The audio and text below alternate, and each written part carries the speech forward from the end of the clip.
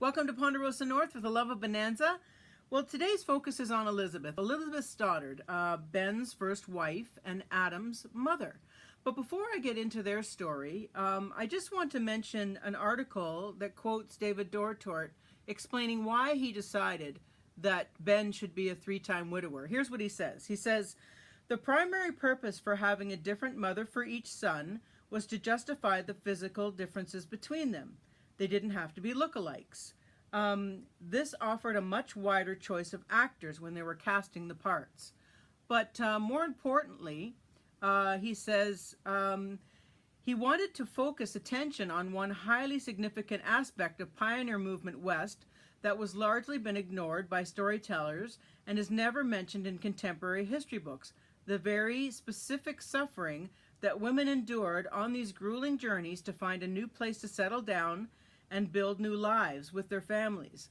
Especially in cases of childbirth on the trail, women were forced to cope with lack of doctors, midwives, and medicines, anything that would ease their ordeal and that of their newborns.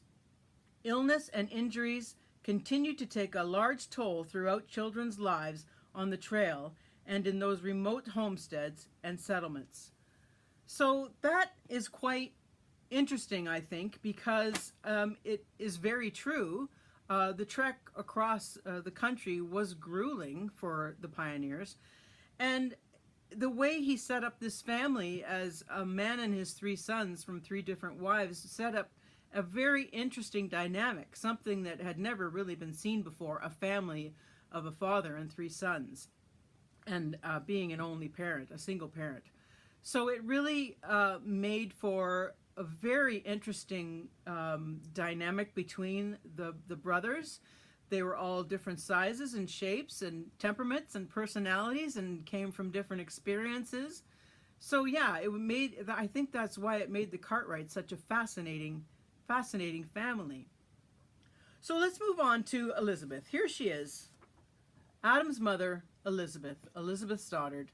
She's played by Geraldine Brooks, who was your basic everyday working actress in the 70s. She did things like Marcus Welby and Barnaby Jones and things like that. And she was featured in movies, most notably in 1947 in A Challenge to Lassie. But you got to admit, Ben had great great taste in women, beautiful women.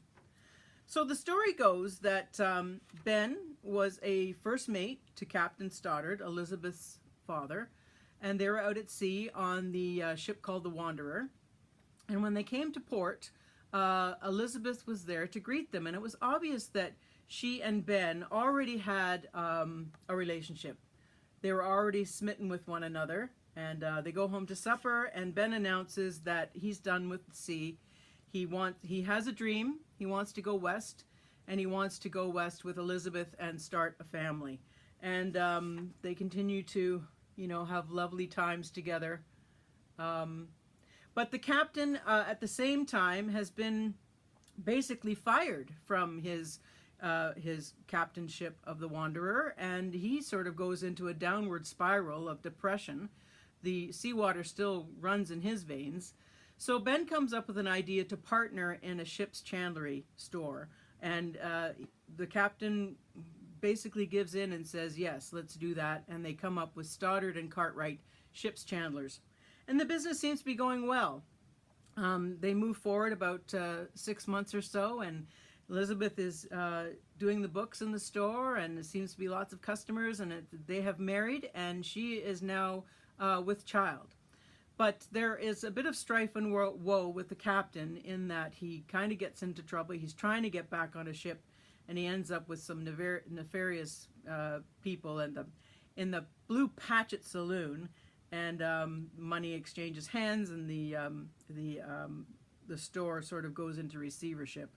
And all while this is happening, Elizabeth is having a terrible time with her pregnancy. She's weak and she's ill, and she eventually collapses and is bedridden for the rest of her pregnancy. And Ben is at her side most of the time. He sort of put the problems of the store behind him. Elizabeth, as he calls her, Liz, is more important. And he's reading books to her, and he reads her a poem called Paradise Lost by John Milton. And the character Adam comes up, and she says, Adam, that is the name of our son, Adam. And he goes, well, how do you know it's a boy? And she says, well, only you could have sons. So several weeks later, she does give birth to a baby boy, and they name him Adam. But she is exhausted, and several days later, she passes away from childbirth. And Ben is left absolutely distraught and heartbroken, but he is a single father now of an infant. But Elizabeth told him, go to your dream, go west, don't let anything stop you. So, and that's what Ben decides to do. He picks up his infant son, he hires a nanny, Mrs. McCallahan, and they head west. So you can see the entire story of Ben and Elizabeth in the episode Elizabeth, My Love. But seeing as Elizabeth died of childbirth, it kind of piqued my interest, and I started doing research. What does that mean, a woman died in childbirth? And I was kind of sorry that I started looking into it, because in the 1800s, 600 and 100,000 women died of giving birth. And there were several reasons why. Most of the time, there was no prenatal care at all. Nobody knew about nutrition or being hydrated or preparing for such a traumatic event to a woman's body. And when the time came, she'd give birth, and her body was just not strong enough to recover. And they just simply passed away from, like I just said, exhaustion and dehydration. The second reason was infection. Most babies were born at home to either, a sister or a mother or an aunt or a midwife. Even barbers came in to help deliver babies. And there was no sanitation. So infection would invade the mother's body, and she would just die of infection. The other reason is hemorrhage. Hemorrhage, if that began after a woman gave birth, there was no saving her at all.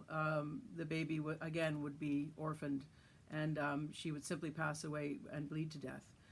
But the most horrific thing I found out was obstructed labor. And obviously, if a baby was breech or something like that.